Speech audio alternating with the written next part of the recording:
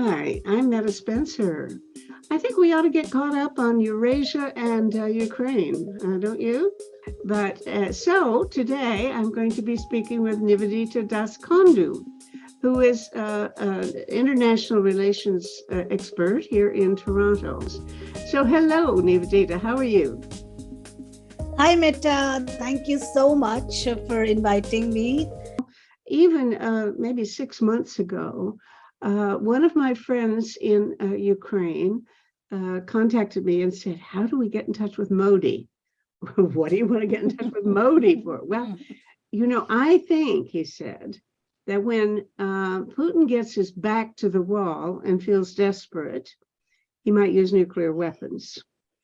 And then we've got to figure out in advance what to do to stop it.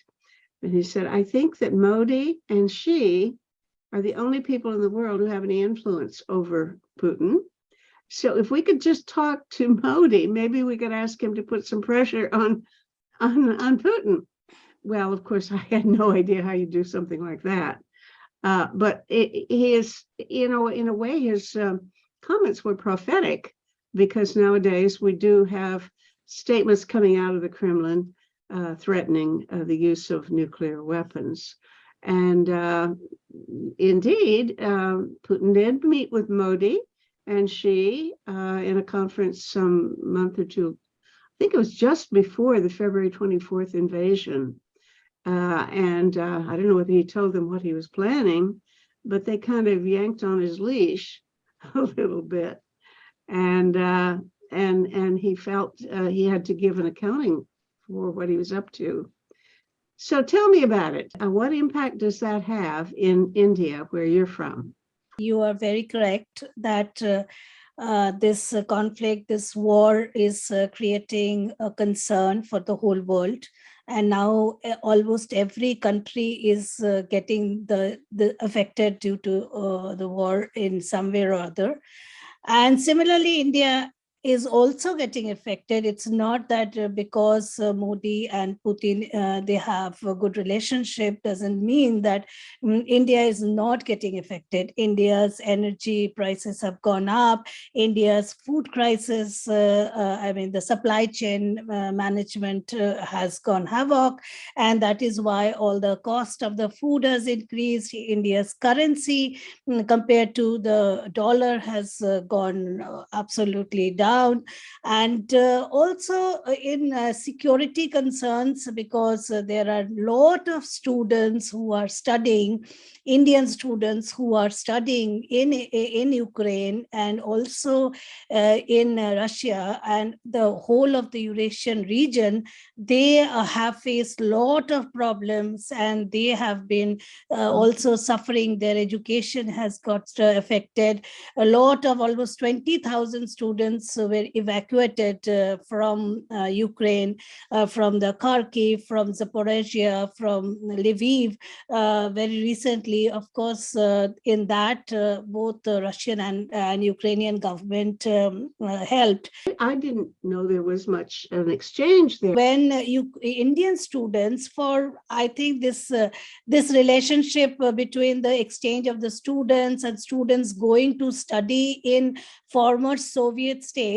Earlier, they were going in the Soviet states, and now it is after the 1990, after disintegration, they have been going to different states, different Soviet countries, and mainly for the business, for this engineering courses as well as medical, because their courses are very similar to Indian courses, that is MBBS, that is a medical, bachelor's in medical, as a science, as a doctor. They come out as a doctor, and then they give exam back home for taking the license, and they become a full-fledged doctor. And that has been going on for almost like now almost 30 years, and it is going very smoothly. And there is a huge number of students, like just we could evacuate 20,000 students so far through different countries, neighboring countries, say Poland, Hungary, as well as Czechoslovakia and Belarus. But still there are a lot of students who are stuck up there. And a lot of them also didn't want to come because they don't want to lose their years and they wanted to stick there. So now recently, just 3-4 days back, Indian government has issued an advisory to all the people. There are a huge number of diaspora in Ukraine. And in different cities, they are there, and they are either doing very good business, or they are studying, or they are involved in other activities. They have issued an advisory that please evacuate as soon as possible. Let me continue with this questioning, because it is such an interesting idea to me. I am just trying to imagine. Indians all speak English, but I don't think the courses in medical school in Ukraine are in English. Surely they're not learning Ukrainian. Do they teach in Russian? I don't think so. What is going on in terms of the language of instruction? Okay, language of instructions are, of course, you are very correct that mostly they are in Russian language. Till now, till date, they were in Russian language, but 1 year, I mean, it is 7 years course. Out of 7 years, 1 year, they learn the language. Russian language mainly, and then they proceed with the studies. But also there are universities and institutes who are teaching in English language, and these are all science subjects. So of course, language is not too much of a matter. They are doing it in the language that is best understood to them. But yes, they are doing either in Russian or in English language. So the universities are providing that kind of facilities. And also the fee structure is pretty good, pretty affordable. And also they are accepted, their degrees are accepted in India after they are back. But yes, they have to take a licensing exam, which is also not very tough for them. So they come and then they take the exam. That is Medical Council of India. They set up that exam, and they then practice. They can practice as a doctor, full-fledged doctor. So India is not only a defense partner, close defense partner of Russia or say Ukraine, but they are also a very good partner in the education sector. And also you are very much aware that India's almost 50% of the defense equipments are purchased from former Soviet states, including Ukraine. I mean, even because earlier it was Soviet Union, but when Soviet Union disintegrated, they started having this relationship with different states, independent states. And in that, most of their defense deals, other than Russia, they were having with Ukraine. So Ukraine is also a very close partner in the sense education, and then also they are very close partner in the defense sectors. So India's relationship with Russia as well as with Ukraine, both are very close to them. So let me ask you about yourself, because I know you spent time in Russia.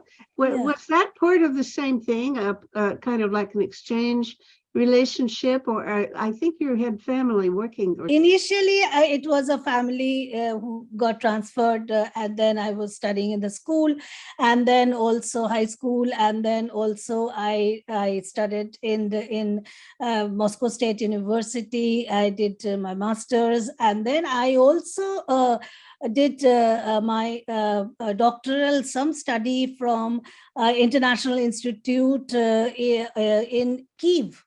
And that, really? I lived in Kyiv also, And I have written this book. During that time I was living actually in Kiev, and in the Institute for International Relations I speak the language of that You region speak very well. Ukrainian as well as Russian. I understand Ukrainian. I can't speak very well, but they're very similar. Yes, I know. One can understand. Yeah. Like if you say "gavariche" in Russian, you say "havariche" in Ukrainian. That is how "ga" is a "ha." I always tell something people, like that. if you just change the O to an I and the G Yeah. to an H, you're there.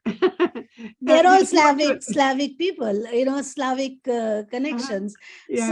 So yes, they're very similar, and that also hurts not only to me, to a lot of people who are close to both these countries. Actually, they have even both these countries are very close to each other. There, somebody's father is from Ukraine, somebody's grandmother is from Ukraine, somebody. I mean, they have all the links with each other. So it really affects them in a very different way. It's not two different countries as such.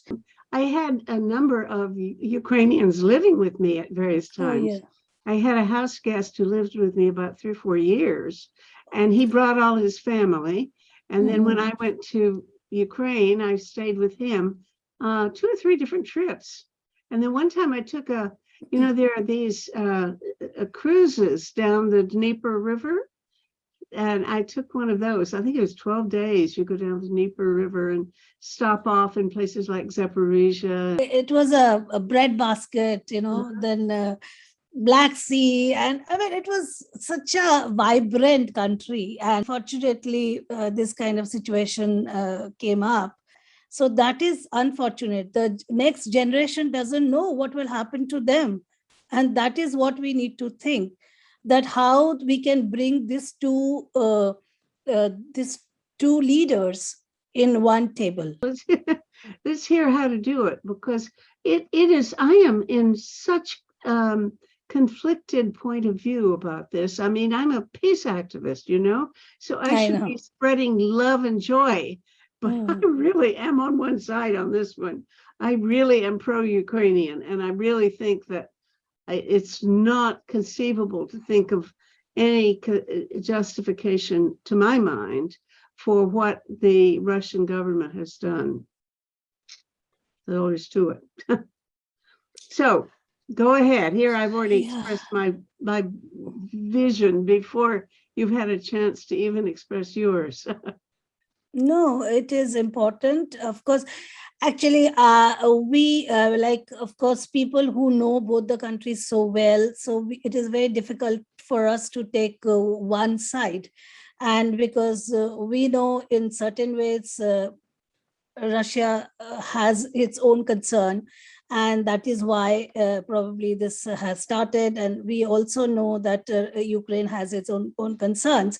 But we now need to think that the other countries who can mediate, who can resolve, probably help in resolving, at least to a certain extent, these problems, they should now come forward, and they should now think that, yes, it's enough. And now we should do something to make a dialogue between the two sides. That West can definitely do that, I feel.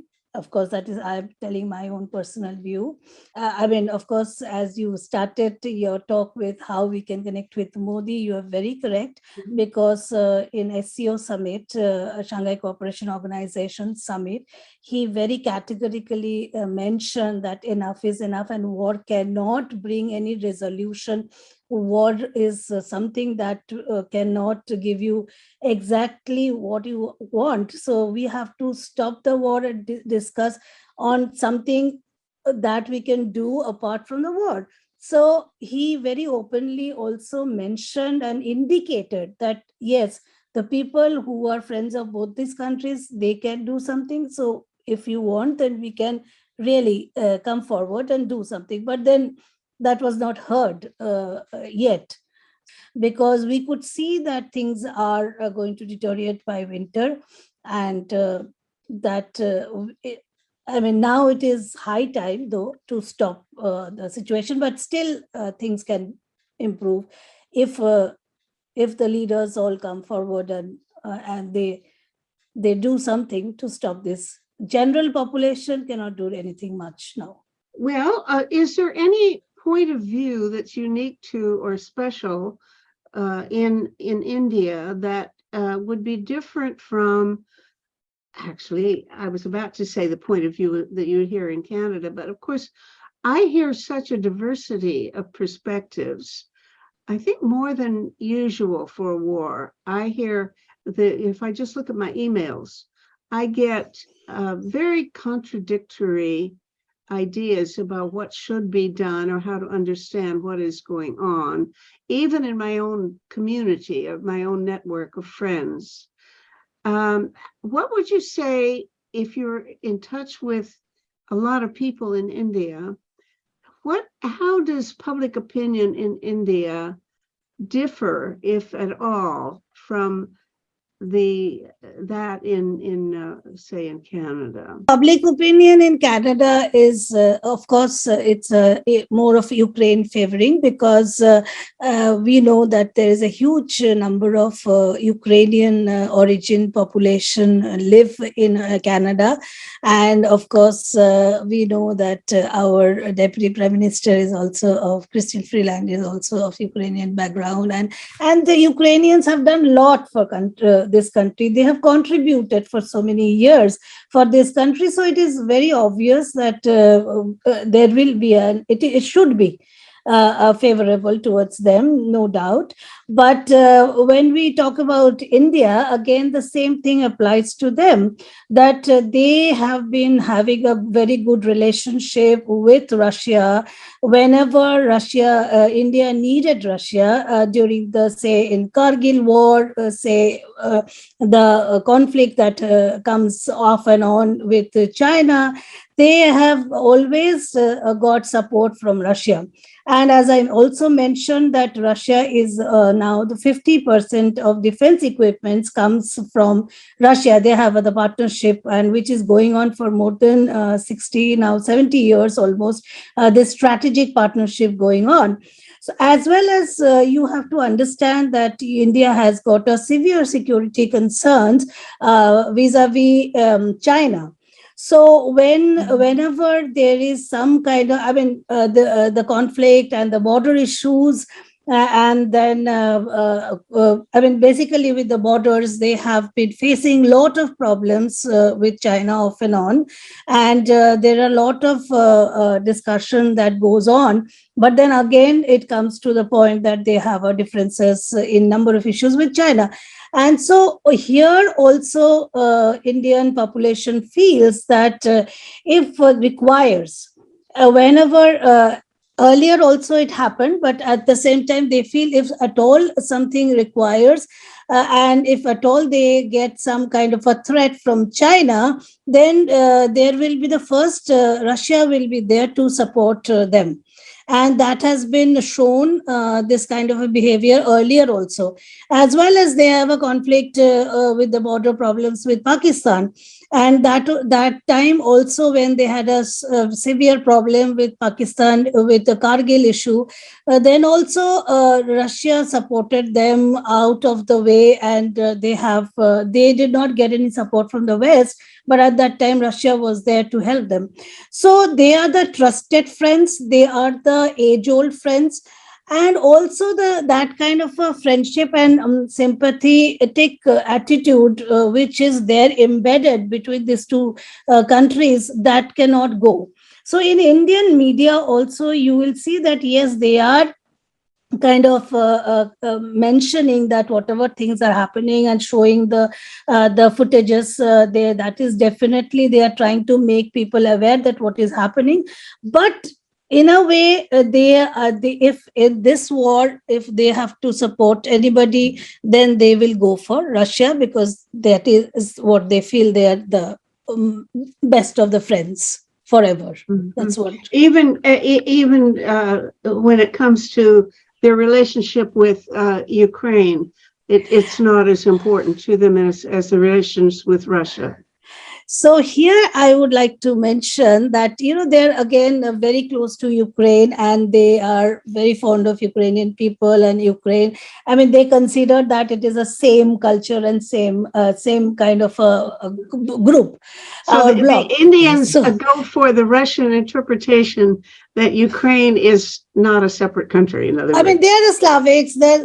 They're almost similar. They fight, but here they are not blaming Ukraine. They are blaming Westerners. They are blaming NATO. Oh.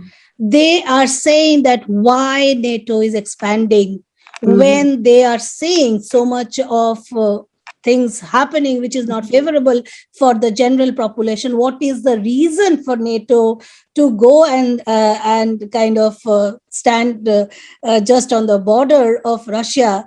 And it is they, as per their the strategic community of India, what they are writing and what they are talking is that even if in our backyard, if our enemy comes and sits, then what we are going to do? We are going to protect our nationals. We are going to protect our country. And that is what Russia is doing, that in their backyard, their enemies are coming and sitting and trying to, create this kind of concern for all. Then what will they do? So how can Russia be blamed when NATO is not stopping its expansionist ideas and movement? So definitely, and Russia also feels that their hegemony, they don't want to lose. And of course, the eastern part, they knew they were a lot of time, most of the time they were favorable. So that is a different issue. But if you talk about India, India feels that, well, whatever they are doing, they are trying to protect their own country and own nations or people of their own origin. So that is what they're doing. So that's why they are not blaming Russia much. But here they are not blaming actually Ukrainians. They're blaming all West nations, especially NATO powers. Well, when I said that I hear all points of view, that's I hear almost as much from that point of view as I do, I think, only because of my particular network in the peace movement. Many of the people I'm in touch with are peace activists. And this is a very common perspective for people who are peace activists, that the explanation of all of the trouble falls on, the blame for it falls on NATO. I don't know. I can't quite agree to that. In fact, I certainly don't like NATO. And if I could, I wish they had destroyed NATO when the WTO had come apart. I thought that they should take NATO apart, at the same time so that it would be matched. So I've never been crazy about NATO. But on the other hand, I really don't believe that Putin's motives have anything to do with NATO. I honestly think he gave the whole game away maybe 2 months ago. Remember when he made a speech, I think in St. Petersburg, about the glories of Peter the Great, and how it was now our turn to fulfill the same mission that Peter the Great had undertaken in creating a great Russian empire, and integrating countries that didn't necessarily want to be part of the Russian Empire. And his sense of personal grandeur as the savior of Russia strikes me as really the root of the whole thing, that his vision of the leadership of Russia as inherently autocratic is part of the problem. But I really think that is his motive, and that the emphasis on NATO's encroachment is true. NATO has, I've never supported having NATO allow former WTO states to join. I think they shouldn't have, and I think, in fact, Baker did give a promise that they would not do so, and they haven't. Bill Clinton didn't keep their word, the US's word. So it was wrong, but it was not the real thing. So there you go. I don't know how many people in Russia really believe that it's all about NATO, but I don't. I think it's all about Putin's delusions of grandeur. Sorry. Well, yeah, no, you are very right. That is also one of the thing that he is an autocratic leader, that is no doubt.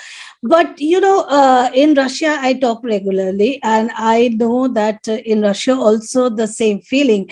And in 2014, I wrote one book in 2014, and in that also we have seen that this problem that is continuing with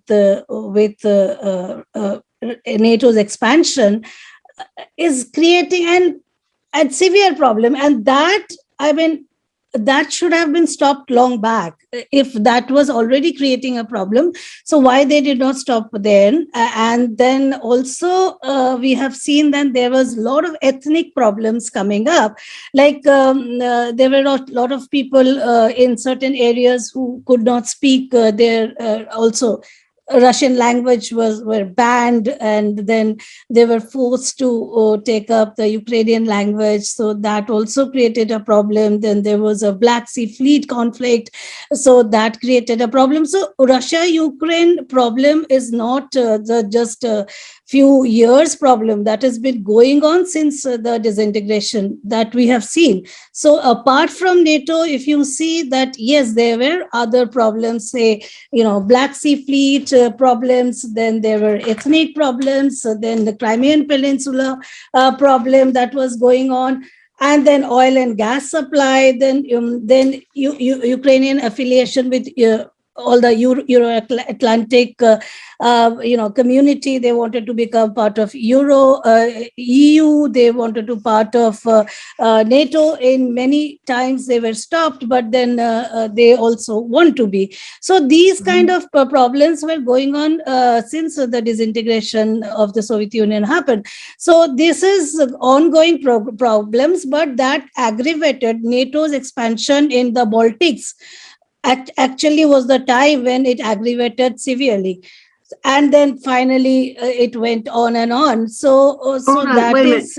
Talk about the Baltics again. I'm not quite sure what you're referring to. Yeah, they became a NATO members. No, so yes, so it was kind of encircling the Russia.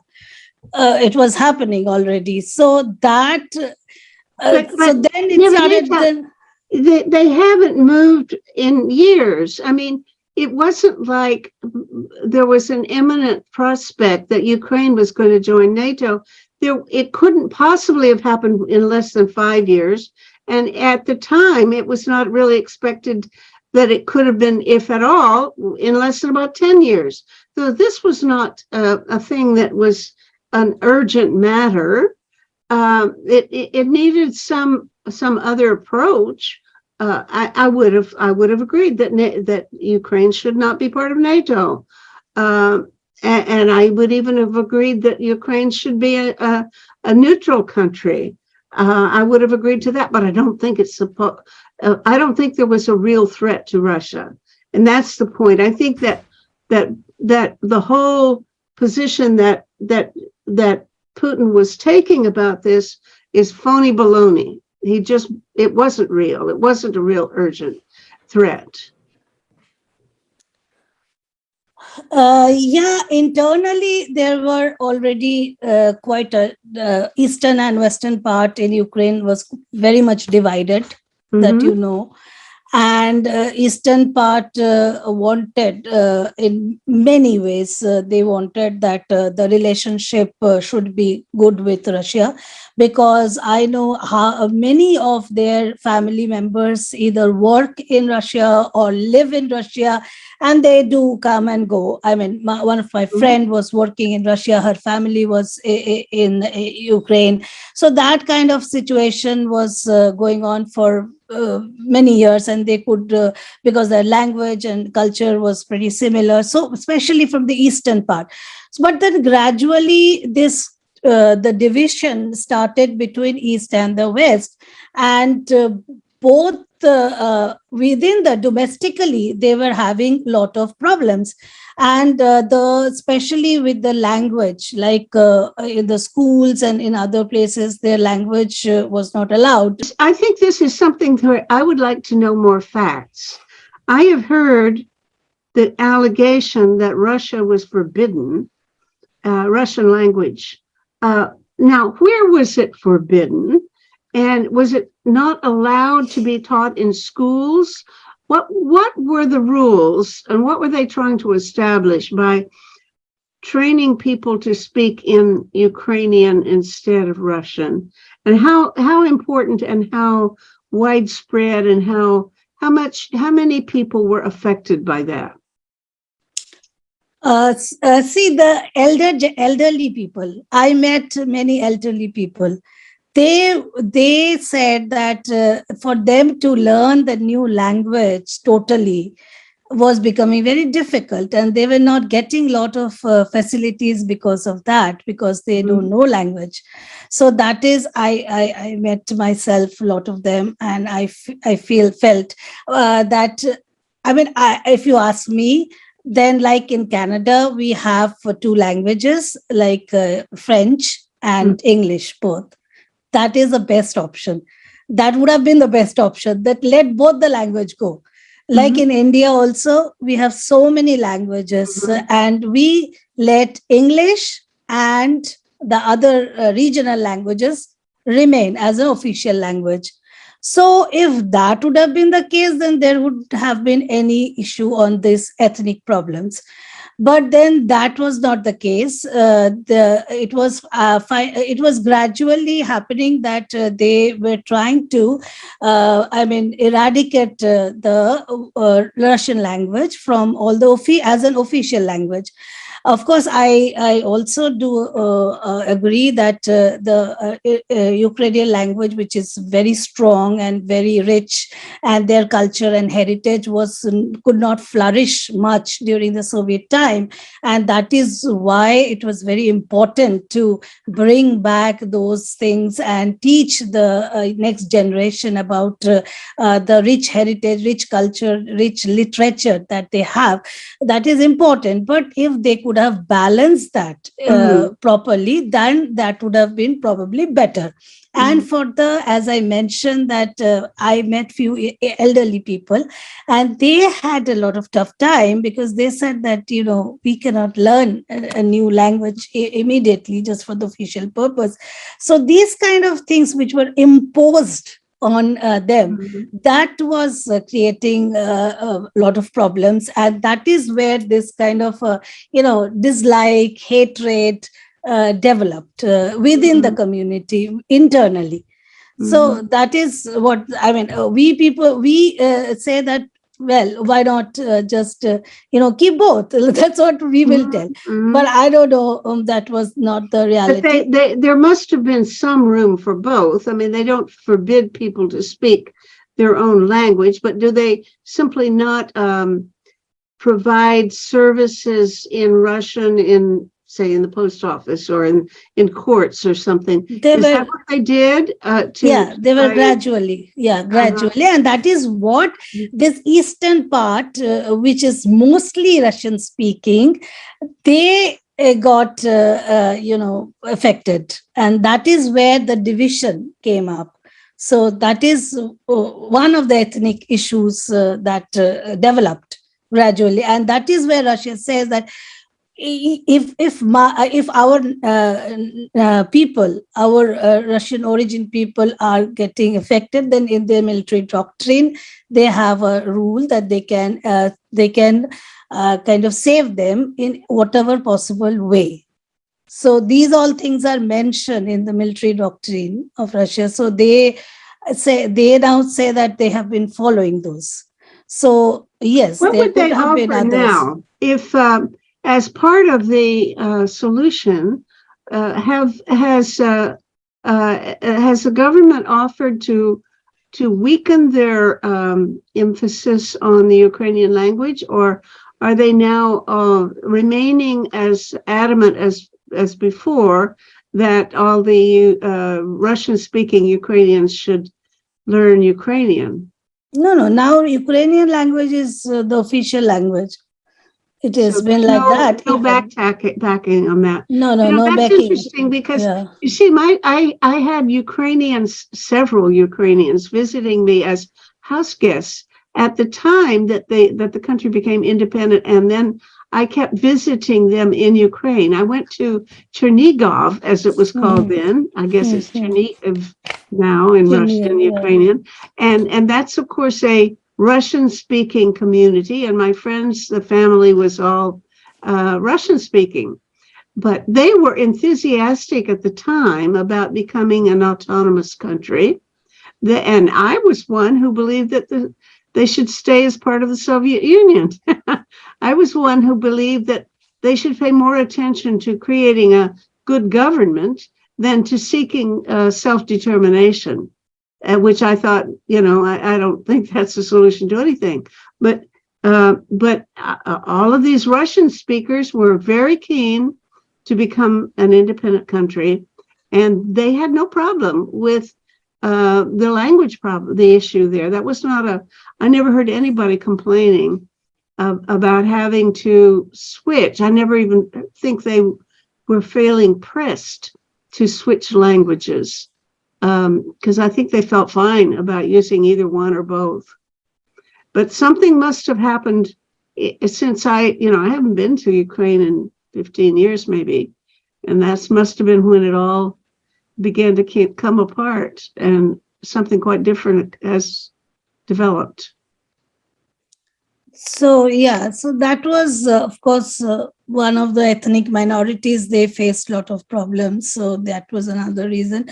And in Russia's military doctrine says that protection of Russians by any and every means, and if required, Russia can use force to protect its citizens in former Soviet Union. So that was also already mentioned in military doctrine. So they are always, if you see that in their arguments, they are giving all these arguments, which as per them, that they are doing things which are favorable to their nation, to their citizens, to their ethnic minorities living there. So these are the reasons they are giving. And if you ask that Indian population, they also face similar kind of problems after independence of the countries and independence from the Britishers when they left and their countries divided, Pakistan, Bangladesh. So they feel that they can match with their thoughts, and they can match their feelings, and they feel, well, if that country is, because when you see here, when people who were left in Pakistan, Indian population, and then Indian Hindu who are living in Pakistan in certain areas, they still face a lot of problems being a minority. Even in Bangladesh, they feel a lot of problem being in minority, and they always ask Indian government to help them, but India doesn't do much for them. They cannot do, they don't want to, because that will again create a lot of other issues. So they feel that, well, if Russia is protecting their own nationals, then that is definitely a good point, and that is definitely one should see it in a different way, not as a kind of capturing or it's kind of it's not a war, but they are just kind of protecting their own people.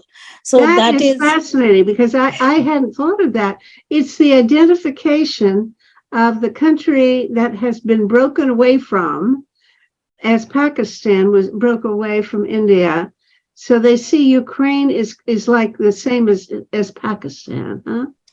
People living there, ethnic minority living in those countries, they face similar problems in every aspect. But then their origin country, like say India, they don't like to interfere. and they don't, they cannot do a lot of things, even if the minority wants them.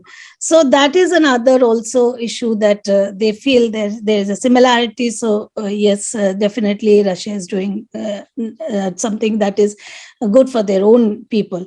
So that is what also one of the opinion. But yes, but overall the opinion is that Russia is a good friend for 60 years, and we are the defense partners. If we do not maintain the good relationship with them, then if we need their help in defense sectors, also in borders issues, then we will not get that. So why should we not think of our national interest? Mhm. So it is in the national interest of India to stay with Russia. But yes, they have been telling constantly that this kind of atrocities which is going on definitely needs to be stopped. They are also saying that whatever has happened in Bucha, UN should really, get into this matter and probe that how come in the daylight, bright daylight, this kind of atrocities with the human lives can happen, and nothing really. After that, we could not see anything happening and any interference by the UN. So again and again, Indian government is telling that, see, you do that, and we will be supporting you people for finding out that how this kind of thing can happen. Because if this kind of thing can happen in broad daylight and no interference by the international organizations really happening, then this can happen anywhere and in other places also. And we do not want this to continue. And looking into their national interest. Okay, now in terms of their national interest, what advantages, if any, do they get from the energy situation? Both the Europeans are cutting off their dependence on Russian oil, and Russia is trying to use its little bit of leverage against European, especially Germany, by curtailing what they will sell and so on. So that means that they've got to get rid of their oil someplace. Now, there are no pipelines, as far as I know, going from Russia to India. And I don't think you can put one in very quick. So what are they doing? I've heard that they sell oil at a deep discount to India. Exactly. What do they sell it to other countries in the region as well? LPG form. And then, of course, recently Russia signed a huge deal with India. And that is quite an advantage for India. So that is one, definitely. And India is going to get a lot of benefit by that recent deal. And but how are they going to get it to them? They have that there are routes through Iran. Ships that will go by LPG, ship, right? and also through Iran, they have the routes, and also that is Gwadar port. Through that they can take. So that is there. That is that system is already in place, as well as the trade relationship which is going on with Russia.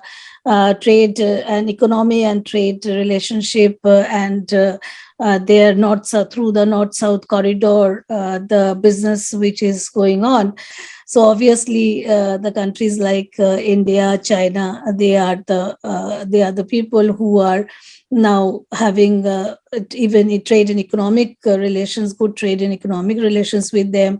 In the tourism sector also, we have seen that in India, recently, a huge number of Russian tourists are coming because they don't have many places to go, like which they used to go during the, during summertime. We have seen that they used to go to other European countries, but now they do not like to go there.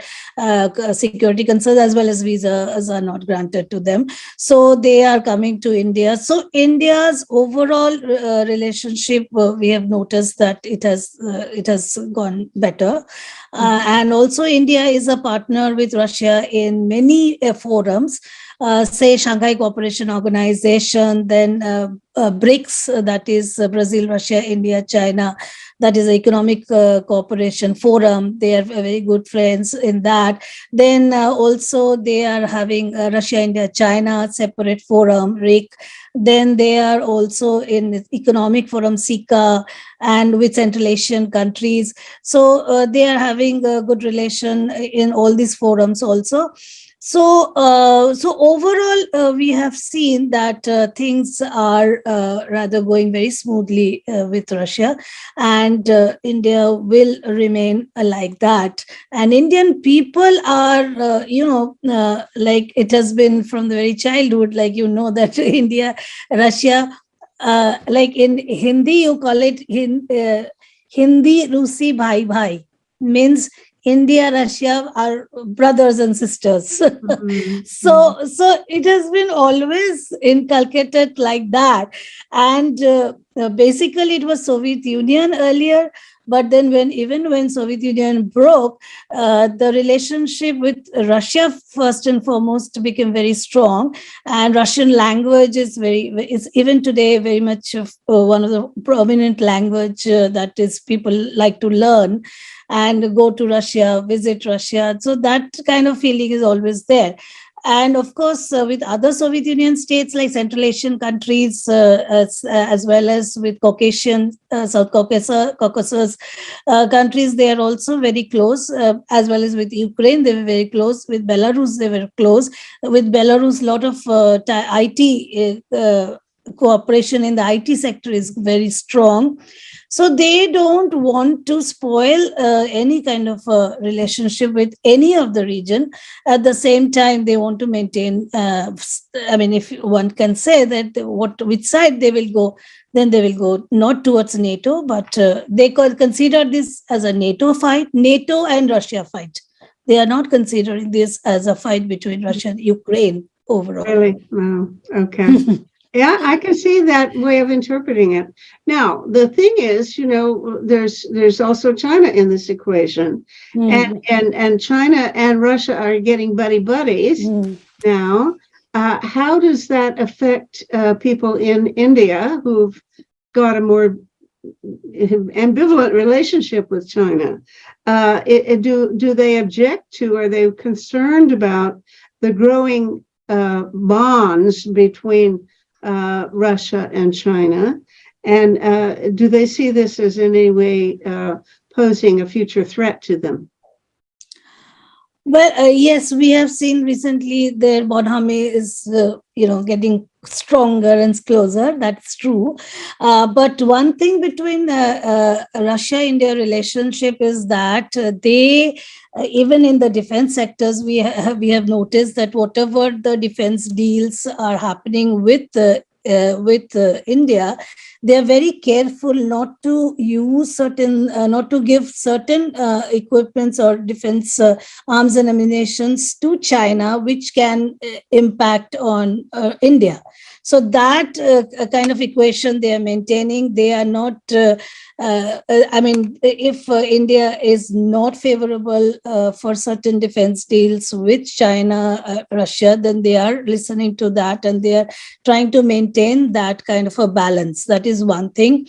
Secondly, India feels that this is not going to hamper the India-Russia relationship, because rather they feel that within these forums like Shanghai Cooperation Organization, even in BRICS, where both Russia and China and India are there, these kind of forums are helping them to bring together, because Russia is playing as a buddy to both the nations, and a lot of time through Russia, they try to resolve certain issues. And as I mentioned earlier, that there is always a tension between India and China on the border sectors. And they are having, say it in Galwan, say it in Ladakh, say it in Arunachal, always some conflicts keeps on happening. And here also India feels that if one nation, if something happens and one nation can stop China, and that is only Russia can do. So in that way also, you see here also India is feeling that Russia can save them, and from the most dangerous enemy which they face from them if Well, needed. Russia would never, So I'm sorry, but I don't think Russia would do anything to defend India from China. That's asking but too much. they Western nations will also not come forward if there is any problem comes between Yeah. India and China. If at all anybody comes, then only Russia can come. That is what that has. I mean, that is what the understanding is. Western nations earlier also, when there were problems, did not come forward in many times. So that's why they felt that when Western nations are taking all the decisions, say it Europe or other nations, taking all the decisions, looking into their national interest. Now, India should also, I mean, instead of thinking of others' interest, they should look into their interest. For their interest, national interest, security interest, it is Russia who will probably be able to help them. And this has been tested earlier. It is not that they are thinking, it has been tested earlier and proved.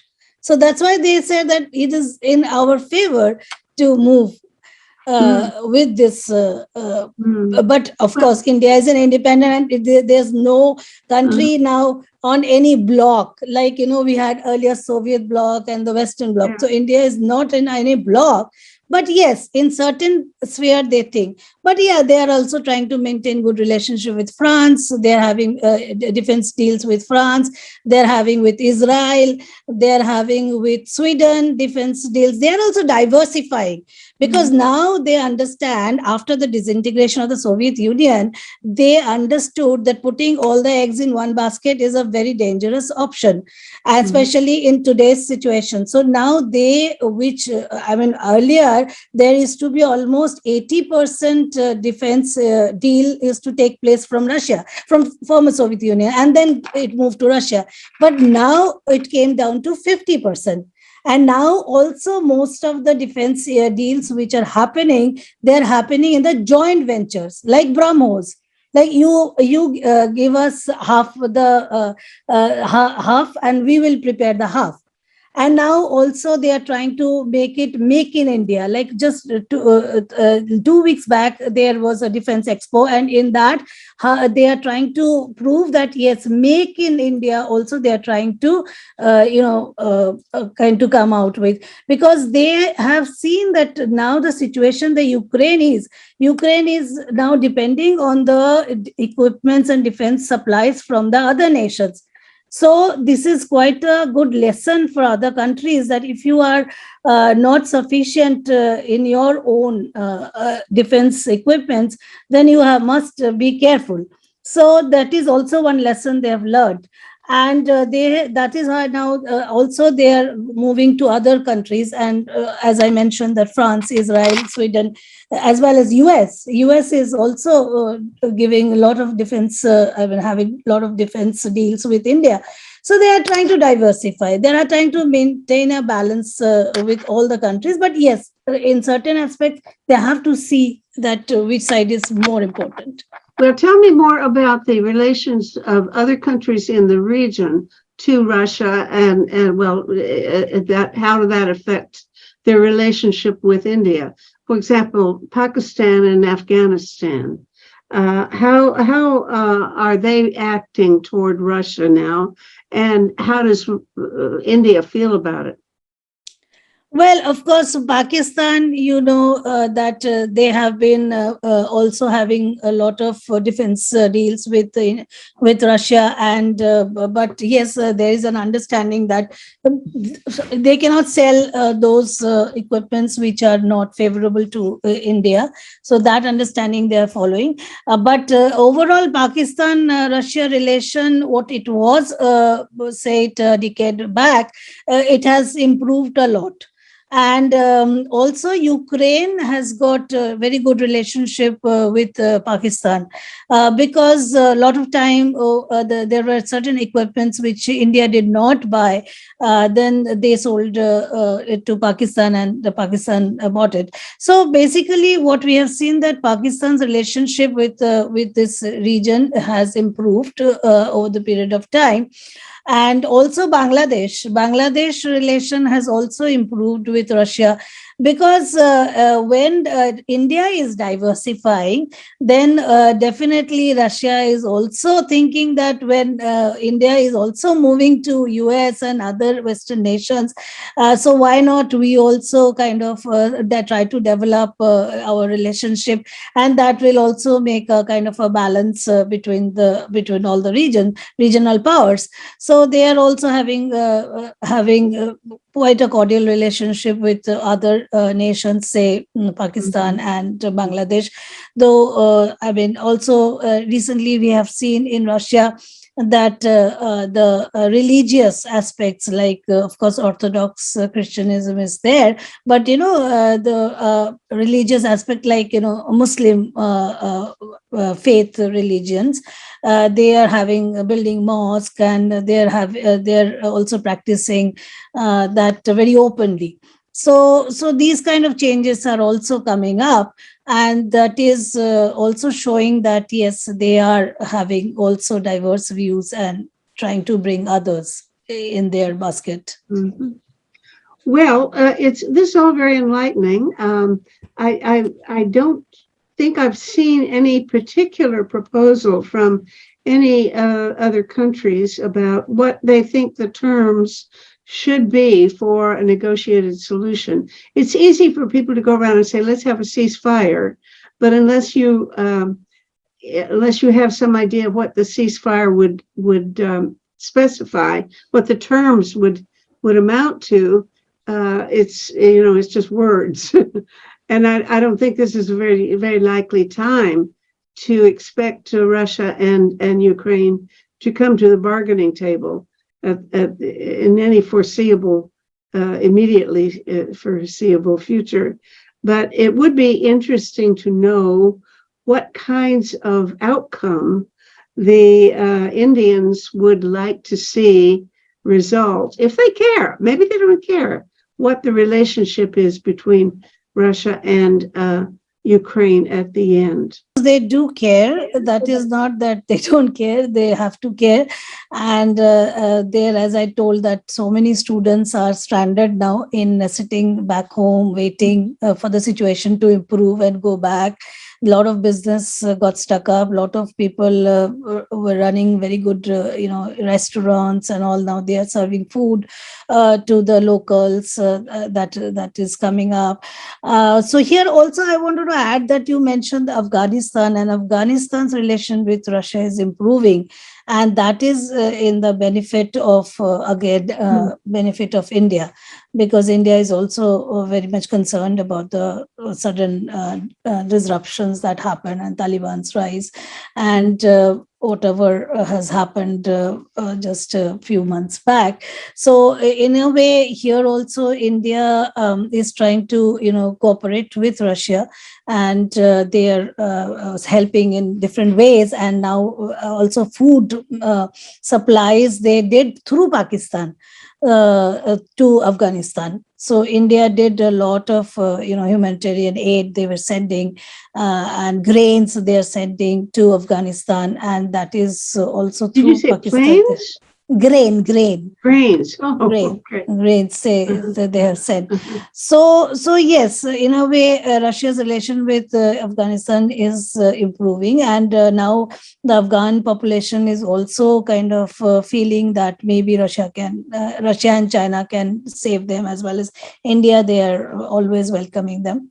So that is there. But as you mentioned, that whether Russia-Ukraine relationship should improve, that you feel whether India wants or not, definitely India wants, because this is a very personal kind of attraction and views they have. I mean, Russia was very close to them always, and Russia or former Soviet Union, and Ukraine is also very close to them. And as I mentioned, the students, there are so many students, they prefer to go to Ukraine because definitely that is more towards Europe. That is more, their education is very good in Ukraine, and very sincere. All the universities, whoever are taking the students, they're very sincerely teaching them. So and they're getting the education, and they became part of almost that country. So yes, we have a lot of goodwill, and we have a lot of attraction towards that nation, and we want definitely all the Indian population, whether they live abroad, whether they live out of India or they live within India, they all want this peace to prevail as soon as possible. Thank you. This has been fascinating. I feel much better informed than I did an hour ago. So it's also nice to be back in touch with you, Nivedita. So I hope we'll have another conversation one of these days. Thank you so much. Thank you so much. And I sincerely hope peace prevails, and we can see the better days come for the Ukraine and Russia both, as well as for the whole world. Absolutely. Thank you. Project Save the World produces these shows. This is episode 517. Watch or listen to them as audio podcasts on our website, tosavetheworld.ca. You can share information there too about 6 global issues. To find a particular talk show, enter its title or episode number in the search bar, or the name of one of the guest speakers. Project Save the World also produces a quarterly online publication, Peace Magazine. You can subscribe for $20 Canadian per year. Just go to pressreader.com on your browser, and in the search bar, enter the word peace. You'll see buttons to click to subscribe.